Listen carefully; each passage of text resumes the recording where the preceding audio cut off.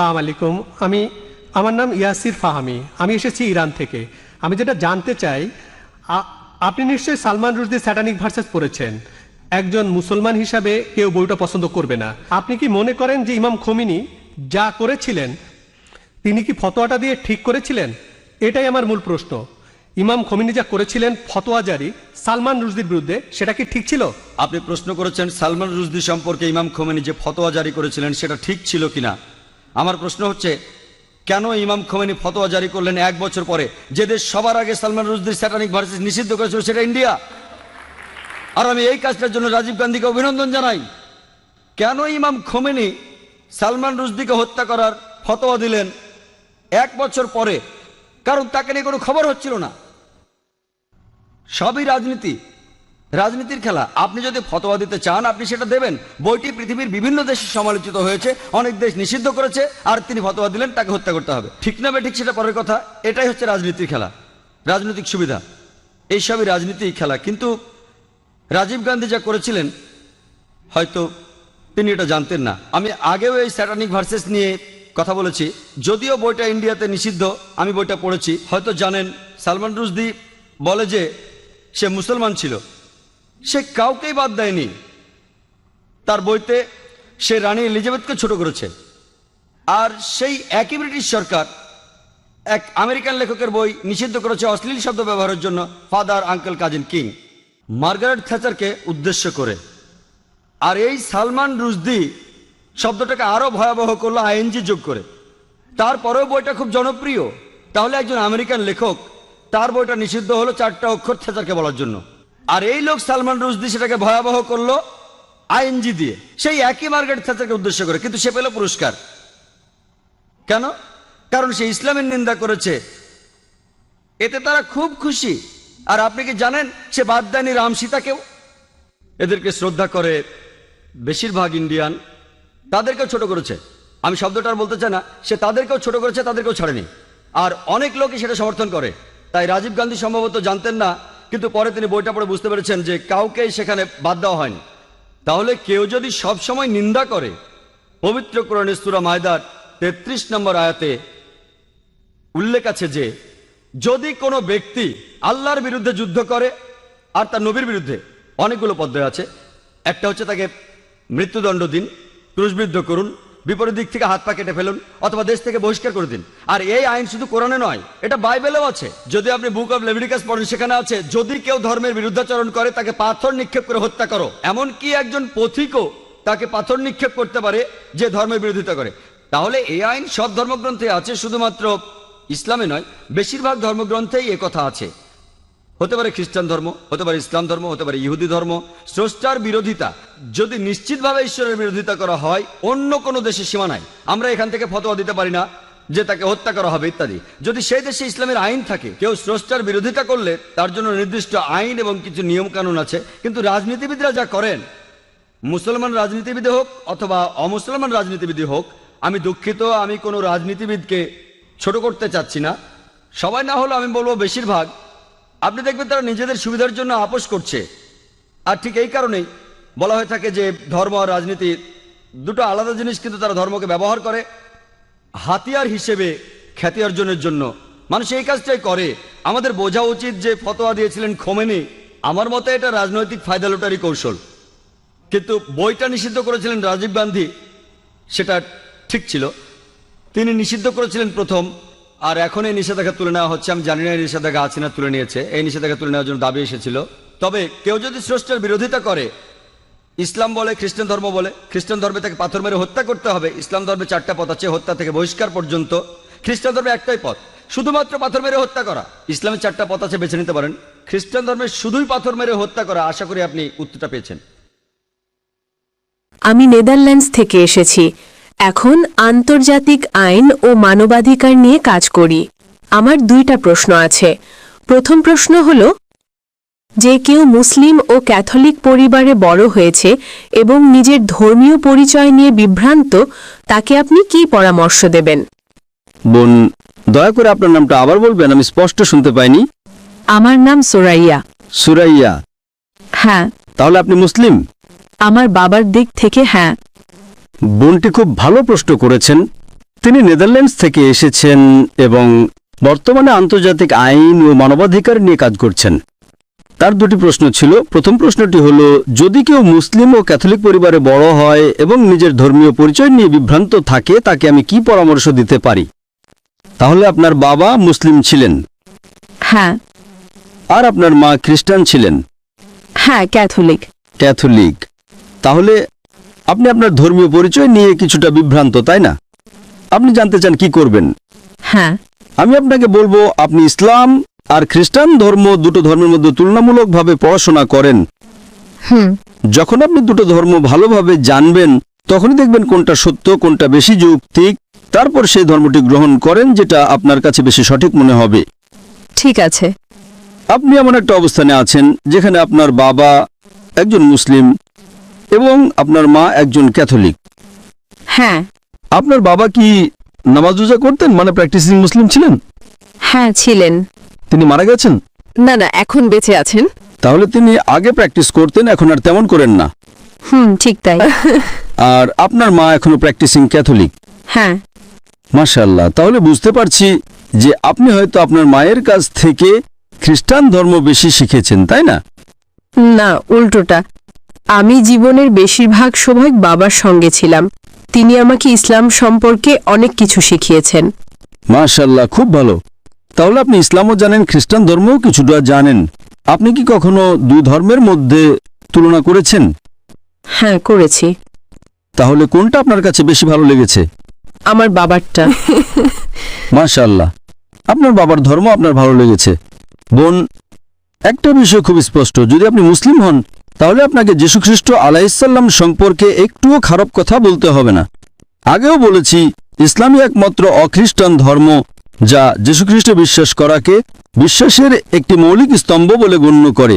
বোন, আমি আরো জানতে চাই যে আপনি নিজেকে মুসলিম মনে করেন, খ্রিস্টান মনে করেন, নাকি দুই ধর্মের মিশ্র ভাবেন? আমি আমার পারিবারিক পটভূমি ব্যাখ্যা করেছি, কারণ আমি মনে করি যদি আমি কোনো এক ধর্মে নিশ্চিত হই তাহলে আমি ব্যর্থ হব।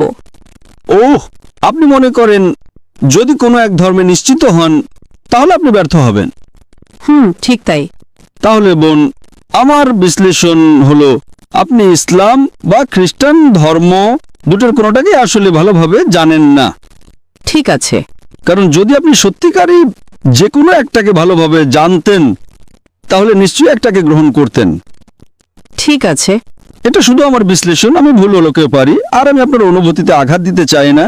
না না, ঠিক আছে। তবে আমার মতে যদি আপনি সত্যিকারের দুটির যে কোনো একটাকে ভালোভাবে জানতেন তাহলে সেটাতে নিশ্চিত থাকতেন।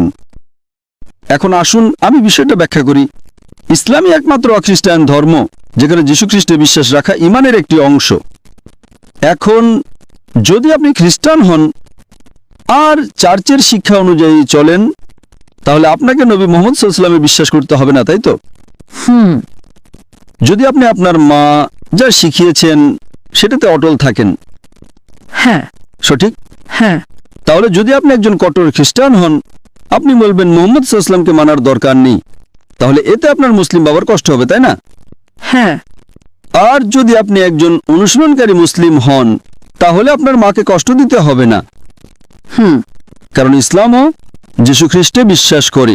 কোনো মুসলমান নয় যদি সে যীশুখ্রিস্ট আলাইহিস সালামকে বিশ্বাস না করে। আমরা বিশ্বাস করি যে তিনি ছিলেন আল্লাহর অন্যতম একজন মহান রাসূল। আমরা বিশ্বাস করি যে তিনি কোনো পুরুষ ছাড়া আল্লাহর ইচ্ছায় অলৌকিকভাবে জন্ম নিয়েছেন।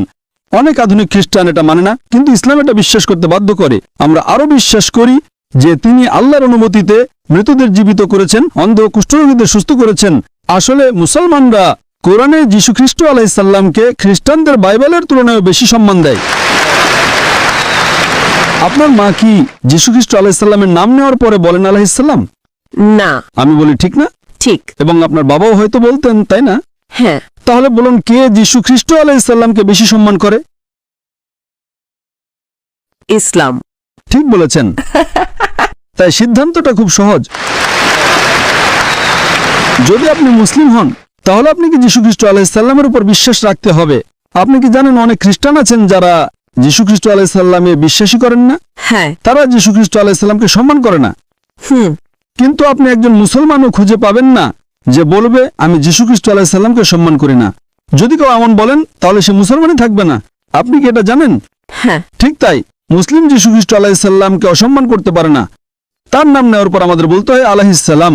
সাধারণ কেউ ভুলে না বললে হয়তো ক্ষমা পেতে পারেন, কিন্তু আমি একজন জ্ঞানের ছাত্র হিসেবে আমাকে অবশ্যই তাকে সম্মান করতে হবে। হ্যাঁ। তাহলে দেখুন, ইসলামকে সঠিকভাবে বুঝলে দেখা যায় যে ইসলাম খ্রিস্টান ধর্মের অনেক মূল শিক্ষা ধারণ করে। বেশিরভাগ খ্রিস্টান বিশ্বাস করে যীশু খ্রিস্ট আলাইহিস সালাম নিজেকে ঈশ্বর বলেছেন অথবা তিনি ঈশ্বরের পুত্র, কিন্তু মুসলমানরা এতে একমত না।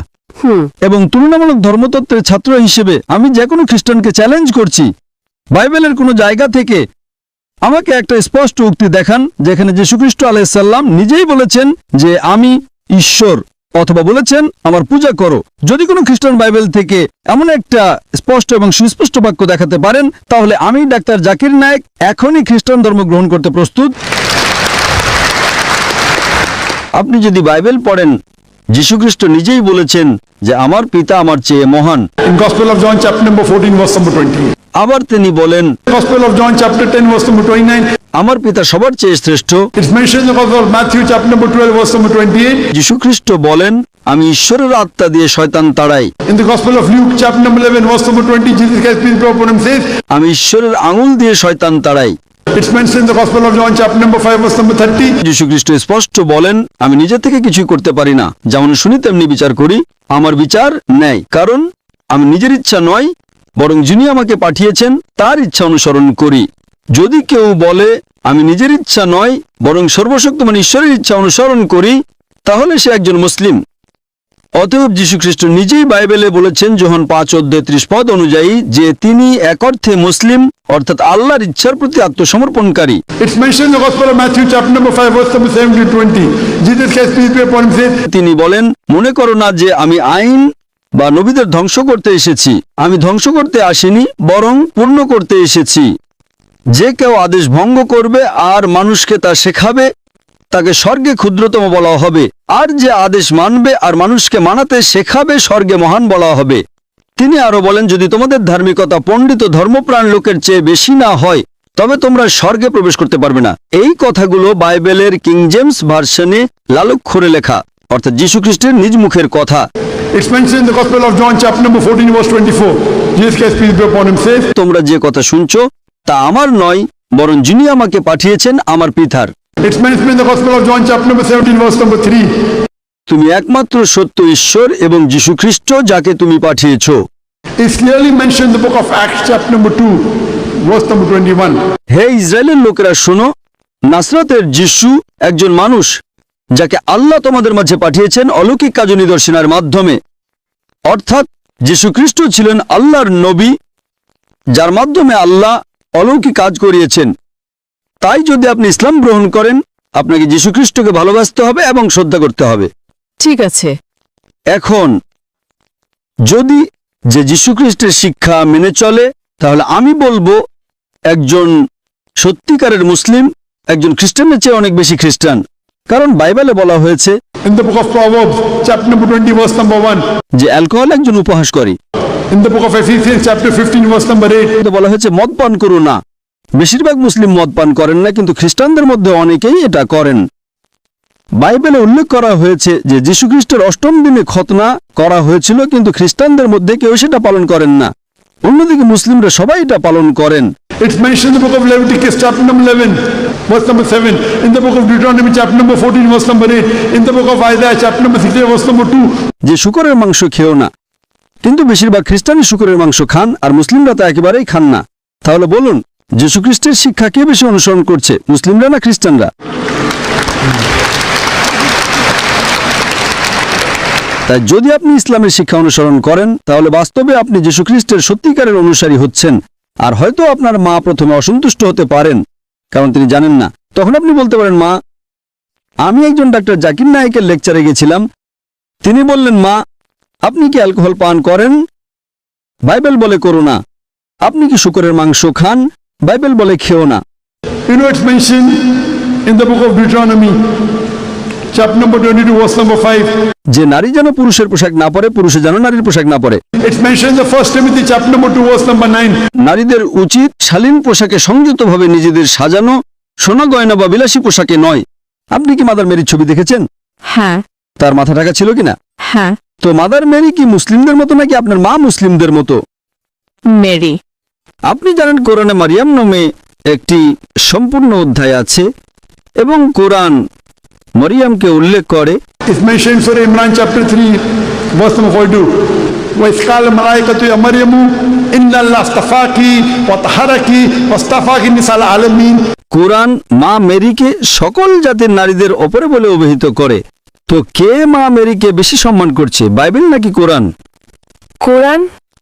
তো আপনি কাকে অনুসরণ করবেন, বাইবেল নাকি কোরআন? কোরআন। তো আপনি কেন কোরআন অনুসরণ করছেন না? জি। আমি আপনাকে বলছি অন্তত সেই আয়াতগুলো অনুসরণ করুন যা আপনি দেখেন। আমি আপনাকে একটা সমাধান দেব বোন, ঠিক আছে? সমাধান, খুব ভালো সমাধান যা কেউ আপত্তি করতে পারবে না।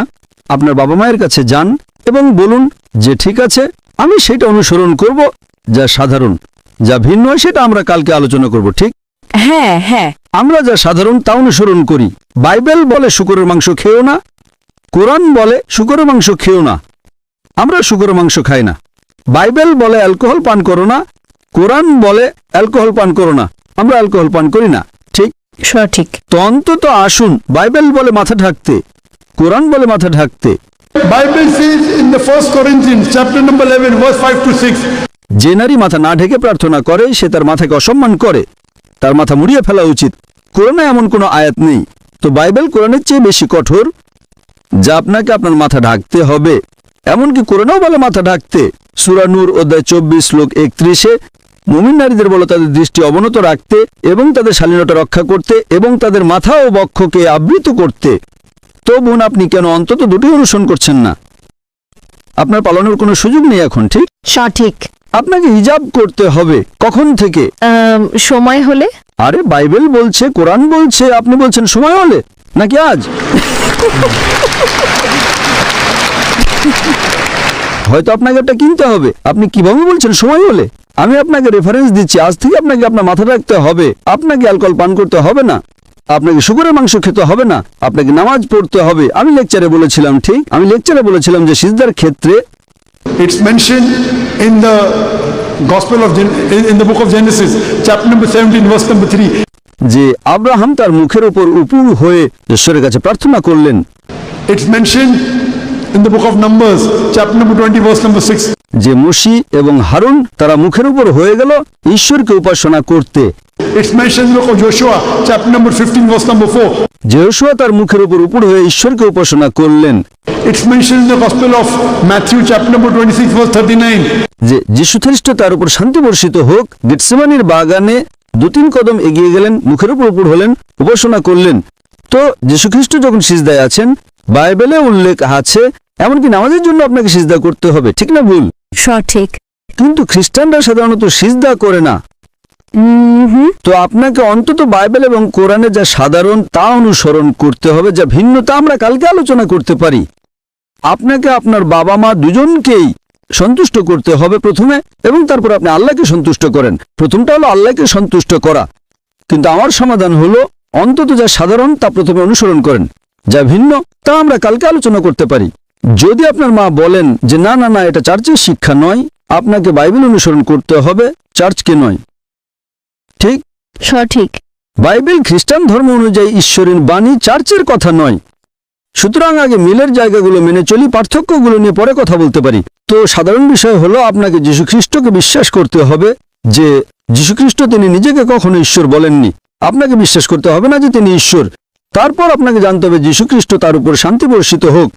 In the Gospel of John, chapter number 16, verse number 11 to 14.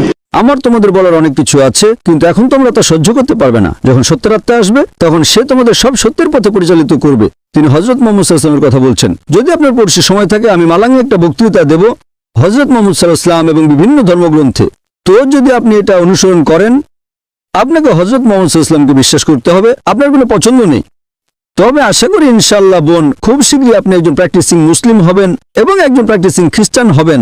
কারণ যদি আপনি প্র্যাকটিসিং মুসলিম হন তাহলে যদি আপনি কোরআন এবং নবীর শিক্ষা অনুসরণ করেন তাহলে খ্রিস্টানদের চেয়ে ভালো প্র্যাকটিসিং মুসলিম হবেন। আশা করি প্রশ্নের উত্তরটা পেয়েছেন বোন। ঠিক আছে, আপনাকে অনেক ধন্যবাদ।